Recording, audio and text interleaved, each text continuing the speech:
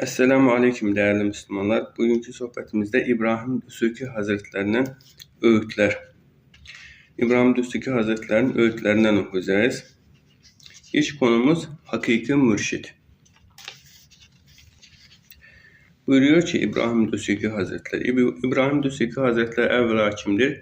İbrahim Dösükü Hazretleri Allahu Teala'nın seçtiği 4 büyük kutuptan birisidir. Bu 4 büyük kutup 1. Abdülkadir Geylani Hazretleri, 2. Ahmet el-Rifai Hazretleri, 3. Ahmet el-Bedevi Hazretleri ve İbrahim Dösükü Hazretleri olarak yazılmıştır burada. İbrahim Dösükü Hazretleri Hicri 633'te Aşağı Mısır'da doğmuştur. Bu yüzden Dösükü lakabını almıştır. Evet, İbrahim Dösükü Hazretleri buyuruyor ki, mürşid mücahit değilse onun müridi iflah olmaz. Çünkü kendisi uyursa müridi de uyur. Kendisi ibadet ederse müridi de ibadet eder. İnsanlara ibadeti emreder, kendi ibadeti ise batıldır. Onları batıldan sakındırır, kendisi batıl işlerin peşinde koşar.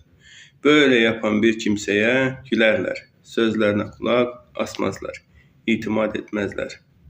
Yani burada neyi anlatıyor? Mürşid evvela müridine emrettiği, müridine öğrettiği, müridine tavsiye ettiği, nasihat ettiği şeyleri kendisi hayatında uygulayacak, kendisi yaşayacak. Kendi yaşamadığı şeyi söyleyen mürşid değildir. İnsanlar kendisine gelip bize nasihat et, İki misal ile bizi irşad et dediklerinde İbrahim Dösükü Hazretleri şöyle söylerdi.